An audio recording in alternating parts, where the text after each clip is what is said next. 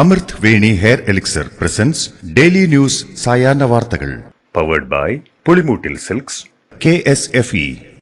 വാവ്, ഇയാളുടെ മുടിക്കിപ്പോ നല്ല ഉള്ള നീളം വന്നല്ലോ. എന്റെ മുടി നോക്ക്. നീ നിന്റെ വൈറ്റമിൻ ഡി ലെവൽസ് ഒന്ന് ചെക്ക് ചെയ്യ്. വൈറ്റമിൻ ഡിയുടെയും ഈസ്ട്രോജന്റെയും കുറവാണ് മിക്ക ലേഡീസിന്റെയും ഹെയർ പ്രോബ്ലംസിന് പ്രധാന കാരണം. സ്ത്രീകളുടെ മുടി വളർച്ചയ്ക്കും ശക്തിക്കും അത്യാവശ്യമായ വൈറ്റമിൻ ഡിയാലും ഹെർബൽ ഈസ്ട്രോജനാലും സമ്പുഷ്ടമായ ആദ്യത്തെ hair elixir Amrit Veni hair elixir for women. നമസ്കാരം, ഷാജി പത്മനാഭൻ. ഡെയിലി ന്യൂസിന്റെ സായാഹ്ന വാർത്തകളിലേക്ക് സ്വാഗതം. ഇന്ന് ഏപ്രിൽ 15 തിങ്കളാഴ്ച. ജുഡീഷ്യറിയുടെ വിശ്വാസ്യതയെ തകർക്കാൻ നിക്ഷിപ്ത താൽപര്യക്കാർ ശ്രമിക്കുന്നുവെന്ന് ചൂണ്ടിക്കാട്ടി സുപ്രീം കോടതി ചീഫ് ജസ്റ്റിസ് DY ചന്ദ്രചൂഡിന് മുൻ സുപ്രീം കോടതി ഹൈക്കോടതി ജഡ്ജിമാരായ 21 പേരുടെ കത്ത്. ജുഡീഷ്യറിക്ക് മുകളിൽ സമ്മർദ്ദത്തിന് ശ്രമം നടക്കുന്നുവെന്നും ജുഡീഷ്യറിയെ സംരക്ഷിക്കണമെന്നും ജുഡീഷ്യറിയെ തകർക്കാനുള്ള ശ്രമങ്ങൾക്ക് തടയിടണമെന്നുമാണ് കത്തിലെ ആവശ്യം. നേരത്തെ ഹരീഷ് സാൽവെ, പിങ്കി ആനന്ദ് അടക്കമുള്ള 600ഓളം അഭിഭാഷകരും സമാനമായി DY ചന്ദ്രചൂഡിനെ കത്തയച്ചിരുന്നു. കേരളത്തിലെ തെരഞ്ഞെടുപ്പ് പ്രചാരണത്തിന്റെ ആവേശത്തിലേക്ക് ദേശീയ നേതാക്കളും. പ്രധാനമന്ത്രി നരേന്ദ്രമോദിയും കോൺഗ്രസ് നേതാവും വയനാട്ടിലെ UDF സ്ഥാനാർത്ഥിയുമായ രാഹുൽ ഗാന്ധിയും പ്രവർത്തകരെ ആവേശത്തിലാഴ്ത്താൻ ഇന്ന് കേരളത്തിലുണ്ട്. CPM party general secretary Sitaram Yechury, party polit bureau അംഗങ്ങളായ പ്രകാശ് കാരാട്ട്, ബൃന്ദ കാരാട്ട് തുടങ്ങിയ നേതാക്കളും 23 വരെയുള്ള സംസ്ഥാനത്തെ വിവിധ തെരഞ്ഞെടുപ്പ് പ്രചാരണ യോഗങ്ങളിൽ പങ്കെടുക്കും. കഴിഞ്ഞ 10 വർഷം ഇന്ത്യ കണ്ടത് NDA സർക്കാരിന്റെ വികസന പ്രവർത്തനങ്ങളുടെ ട്രെയിലർ മാത്രമാണെന്നും ഇനിയുള്ള വർഷങ്ങളിലാണ് വികസനത്തിന്റെ യഥാർത്ഥ കുതിപ്പ് കാണാൻ പോകുന്നതെന്നും പ്രധാനമന്ത്രി നരേന്ദ്രമോദി കുന്നംകുളത്ത് തെരഞ്ഞെടുപ്പ് പ്രചാരണ പരിപാടിയിൽ സംസാരിക്കുകയായിരുന്നു അദ്ദേഹം. CPM സംസ്ഥാനത്തെ ബാങ്കുകളെ കൊള്ളയടിക്കുകയാണെന്നും മുഖ്യമന്ത്രി ജനങ്ങളെ പറഞ്ഞു പറ്റിച്ചുവെന്നും മോദി ആരോപിച്ചു. സാധാരണക്കാരുടെ പണം തിരികെ നൽകാൻ മോദി സർക്കാർ ഏതറ്റം വരെയും പോകുമെന്നും മോദി വാഗ്ദാനം നൽകി. കോൺഗ്രസിന്റെ വലിയ നേതാവ് UPയിലെ സ്വന്തം സീറ്റിൽ മത്സരിക്കാതെ കേരളത്തിലെത്തിയെന്നും ജയിക്കാൻ നിരോധിത സംഘടനയുമായി കൈകോർക്കുന്നുവെന്നും പറഞ്ഞ മോദി ഇദ്ദേഹത്തിന് സഹകരണ കൊള്ളയെപ്പറ്റി മിണ്ടാട്ടമില്ലെന്നും ആരോപിച്ചു. സുരേഷ് ഗോപി ഉൾപ്പെടെ 4 മണ്ഡലങ്ങളിലെ NDA സ്ഥാനാർത്ഥികളും പത്മജ വേണുഗോപാൽ, നടൻ ദേവൻ തുടങ്ങിയവരും ചടങ്ങിൽ സംബന്ധിച്ചു. UDF സ്ഥാനാർത്ഥി രാഹുൽ ഗാന്ധി വയനാട് മണ്ഡലത്തിൽ പ്രചാരണത്തിനായി എത്തി. ഇന്ന് രാവിലെ 10 മണിയോടെയാണ് വയനാടിനോട് ചേർന്നുള്ള തമിഴ്നാട്ടിലെ Nilgiri arts and science college ഗ്രൗണ്ടിൽ ഹെലികോപ്റ്ററിൽ രാഹുൽ എത്തിയത്. കേന്ദ്രത്തിലും കേരളത്തിലും കോൺഗ്രസ് അധികാരത്തിലില്ലാത്തത് വികസനത്തെ ബാധിച്ചുവെന്നും രണ്ടിടത്തും കോൺഗ്രസ് അധികാരത്തിൽ തിരിച്ചെത്തുമെന്നും എല്ലാ പ്രശ്നങ്ങളും പരിഹരിക്കുമെന്നും അദ്ദേഹം പറഞ്ഞു. മലയാളം ഹിന്ദിയേക്കാൾ ചെറുതാണെന്ന് പറഞ്ഞാൽ അത് ഒരു ജനതയെ അവഹേളിക്കുന്നതിന് തുല്യമാണെന്നും ഓരോ ഭാഷയും അതാത് നാഗരികതയുമായി ഇഴചേർന്നു നിൽക്കുന്നതാണെന്നും വയനാട്ടിലേക്ക് വരുമ്പോൾ വീട്ടിലേക്ക് വന്ന പ്രതീതിയാണെന്നും അദ്ദേഹം കൂട്ടിച്ചേർത്തു. നീലഗിരി ആർട്സ് ആൻഡ് സയൻസ് കോളേജിൽ വന്നിറങ്ങിയ കോൺഗ്രസ് നേതാവ് രാഹുൽ ഗാന്ധി സഞ്ചരിച്ചിരുന്ന ഹെലികോപ്റ്ററിൽ തെരഞ്ഞെടുപ്പ് ഉദ്യോഗസ്ഥർ പരിശോധന നടത്തി. അനധികൃതമായി പണം സൂക്ഷിച്ചിട്ടുണ്ടോ എന്നറിയാനാണ് പരിശോധന നടത്തിയത് എന്നാണ് സൂചന. തെരഞ്ഞെടുപ്പ് ഉദ്യോഗസ്ഥരുടെ നടപടിയെ കോൺഗ്രസ് നേതാക്കൾ വിമർശിച്ചു. നരേന്ദ്രമോദിയുടെയോ അമിത്ഷായുടെയോ ഹെലികോപ്റ്ററുകളിൽ ഇതുപോലെ പരിശോധന നടത്തുമോയെന്ന് കോൺഗ്രസ് നേതാവ് ജയറാം രമേശ് ചോദിച്ചു. ഡൽഹി മദ്യനയ കേസിലെ അറസ്റ്റ് നടപടി ചോദ്യം ചെയ്തുള്ള ഡൽഹി മുഖ്യമന്ത്രി അരവിന്ദ് കെജ്രിവാളിന്റെ ഹർജിയിൽ താൽക്കാലിക ആശ്വാസമില്ല.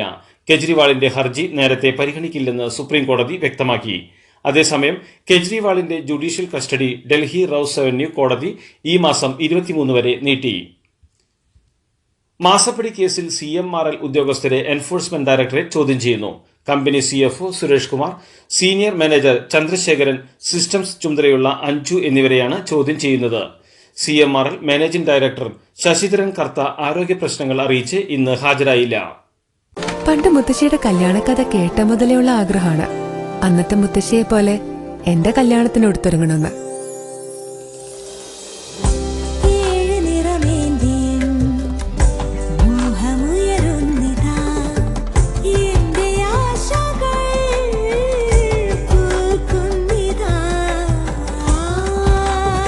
ചില ബന്ധങ്ങൾ തുടർന്നുകൊണ്ടേയിരിക്കും. Celebrating 100 years of Pulimoottil silks. നടി ആക്രമിക്കപ്പെട്ട കേസിൽ സംഭവിച്ചത് ഗുരുതര വീഴ്ചയെന്ന് റിപ്പോർട്ട്. കേസിൽ സുപ്രീം കോടതി നിർദ്ദേശപ്രകാരം സെൻട്രൽ ലാബിലേക്ക് പരിശോധനയ്ക്കായി അയക്കാൻ മെമ്മറി കാർഡിന്റെ ക്ലോൺഡ് കോപ്പി എടുത്തപ്പോഴാണ് ഹാഷ് വാല്യൂ മാറിയെന്ന് ആദ്യമായി കണ്ടെത്തിയത്. 2020 ജനുവരിയിൽ സംസ്ഥാന ഫോറൻസിക് വിഭാഗം വിചാരണ കോടതി ജഡ്ജിയെ ഇക്കാര്യം അറിയിച്ചിരുന്നു. ഇത് പോലീസിന്റെ തുടരന്വേഷണത്തിൽ ബോധ്യപ്പെടുകയും ചെയ്തിട്ടുള്ളതാണ്. എന്നാൽ വിചാരണ നടപടികൾ തുടരുന്നതിനിടെ ഇതൊന്നും ഹൈക്കോടതിയെയോ സ്പെഷ്യൽ പ്രോസിക്യൂട്ടറെയോ ജഡ്ജി അറിയിച്ചിരുന്നില്ല. പലവട്ടം ഹാഷ് വാല്യൂ മാറിയ മെമ്മറി കാർഡ് തെളിവ് നിയമപ്രകാരം കോടതിക്ക് സ്വീകരിക്കാതെ തള്ളിക്കളയാം. കേസിൽ മെമ്മറി കാർഡ് രേഖാമൂലമുള്ള തെളിവാണ്. IT ആക്ടും എവിഡൻസ് ആക്ടും പ്രകാരം രേഖകളിൽ കൃത്രിമം നടന്നെന്ന് കണ്ടെത്തിയാൽ ആ തെളിവിന്റെ വിശ്വാസ്യത ഇല്ലാതാകും. പലവട്ടം ഹാഷ് വാല്യൂ മാറിയ മെമ്മറി കാർഡിനെ ആധികാരികതയില്ലെന്ന് പ്രതിഭാഗം വാദിച്ചാൽ അത് കോടതിക്ക് പരിഗണിക്കേണ്ടതായും വന്നേക്കും. വാഗ്ദാനം പാലിക്കാതിരിക്കുകയും പിന്നെ കാണുമ്പോൾ കള്ളം പറയുകയും ചെയ്യുന്നത് കോൺഗ്രസ് ആണെന്ന് രാജീവ് ചന്ദ്രശേഖർ. NDA സ്ഥാനാർത്ഥി രാജീവ് ചന്ദ്രശേഖറിനെതിരെയുള്ള ആരോപണത്തിൽ ശശി തരൂരിനെ തെരഞ്ഞെടുപ്പ് കമ്മീഷൻ താക്കീത് നൽകിയിരുന്നു. ഇതിനോട് പ്രതികരിക്കുകയായിരുന്നു രാജീവ് ചന്ദ്രശേഖർ.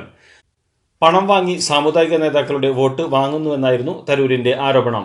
ജനങ്ങളുടെ പ്രശ്നപരിഹാരത്തിനാകണം രാഷ്ട്രീയമെന്നും അടിസ്ഥാനമില്ലാത്ത ആരോപണം ഉന്നയിച്ചാൽ നിയമപരമായ പോംവഴിയുണ്ടെന്നും നുണ പറയുന്നത് എന്തിനാണെന്നും അദ്ദേഹം ചോദിച്ചു.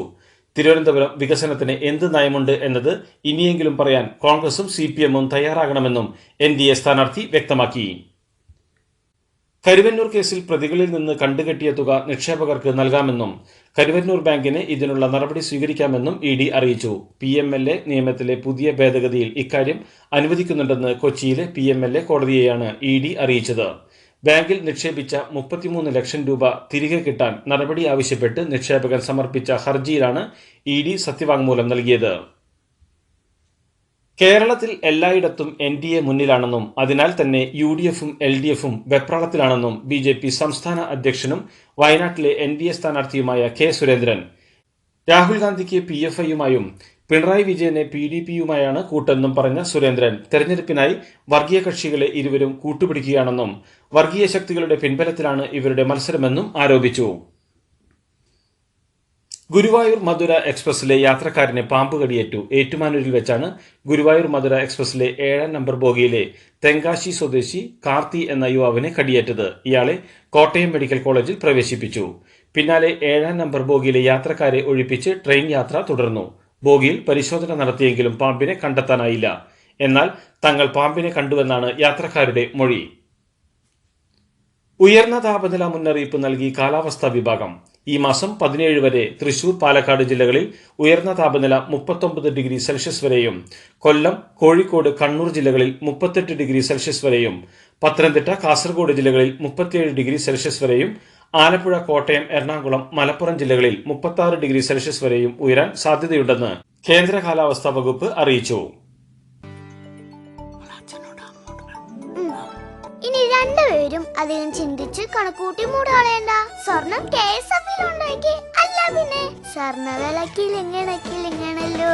KSF മാക്സ് ഗോൾഡ് ലോൺ ഇപ്പോൾ സ്വർണ്ണവിലയുടെ 90% വായ്പയായി ലഭിക്കുന്നു. മാക്സിമം കയ്യിൽ കിട്ടുമ്പോൾ മറ്റെവിടെ പോകാൻ?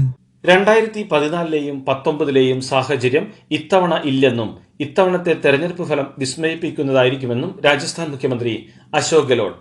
കോൺഗ്രസ് പ്രകടന പത്രികയിൽ മുസ്ലിം ലീഗ് സ്വാധീനം എന്ന ആരോപണം തന്നെ മോദിയുടെ പരാജയ ഭീതിയുടെ തെളിവാണെന്നും BJP മുൻപ് നൽകിയ വാഗ്ദാനങ്ങളെല്ലാം വാഗ്ദാനങ്ങളായി തന്നെ അവശേഷിക്കുകയാണെന്നും അദ്ദേഹം പറഞ്ഞു.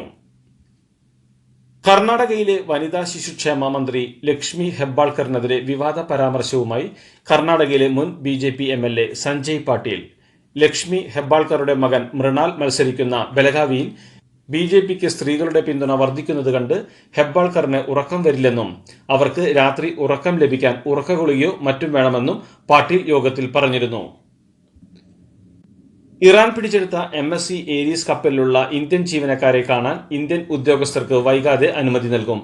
വിദേശകാര്യമന്ത്രി S. ജയശങ്കർ ഇറാൻ അധികൃതരുമായി ഫോണിൽ സംസാരിച്ചതിന് പിന്നാലെയാണ് ഇന്ത്യൻ ഉദ്യോഗസ്ഥർക്ക് ജീവനക്കാരെ കാണാൻ അവസരമൊരുക്കുമെന്ന് ഇറാൻ അറിയിച്ചത്. ഇറാൻ സൈന്യം പിടിച്ചെടുത്ത MSC ഏരീസ് കപ്പലിൽ മലയാളി യുവതിയും. തൃശൂർ വെളുത്തൂർ സ്വദേശി ആൻഡ്രസ ജോസഫാണ് കപ്പലിലുള്ള 4ാമത്തെ മലയാളി. ട്രെയിനിങ്ങിന്റെ ഭാഗമായി 9 മാസമായി ജോലി ചെയ്തു വരികയായിരുന്നു ആൻഡസ.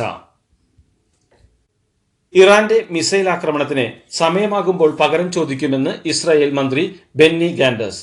ഇസ്രായേൽ ഒറ്റയ്ക്കല്ലെന്ന് അമേരിക്കയും വ്യക്തമാക്കി. ഇറാനുമേൽ സാധ്യമായ എല്ലാ ഉപരോധങ്ങളും ഏർപ്പെടുത്തണമെന്ന് രക്ഷാസമിതിയിൽ ഇസ്രായേൽ പ്രതിനിധി ഗിലാദ് എർദാൻ ആവശ്യപ്പെട്ടു. എന്നാൽ സ്വയം പ്രതിരോധത്തിന്റെ ഭാഗമായിരുന്നു ആക്രമണമെന്ന് ഇറാന്റെ പ്രതിനിധി ഐക്യരാഷ്ട്രസഭയിൽ പറഞ്ഞു. അതോടൊപ്പം ഇറാൻ ഇസ്രായേൽ സംഘർഷ സാഹചര്യം ചർച്ച ചെയ്യാൻ American president Joe Biden G7 രാജ്യത്തലവന്മാരുടെ യോഗം വിളിച്ചു ചേർത്തു. മേഖലയിലെ സ്ഥിതി ശാന്തമാക്കുന്നതിനും സംഘർഷം രൂക്ഷമാകാതിരിക്കാനുള്ള കൂട്ടായ നടപടികൾ തുടരുമെന്ന് ജോ ബൈഡൻ പ്രതികരിച്ചു. ഇതോടുകൂടി ഡെയിലി ന്യൂസിന്റെ ഇന്നത്തെ സായാഹ്ന വാർത്തകൾ സമാപിക്കുന്നു. ഡെയിലി ന്യൂസിന് വേണ്ടി വാർത്തകൾ വായിച്ചത് ഷാജി പത്മനാഭൻ. DailyNewsLive.in വാർത്തകൾ വിരൽ തുമ്പിൽ.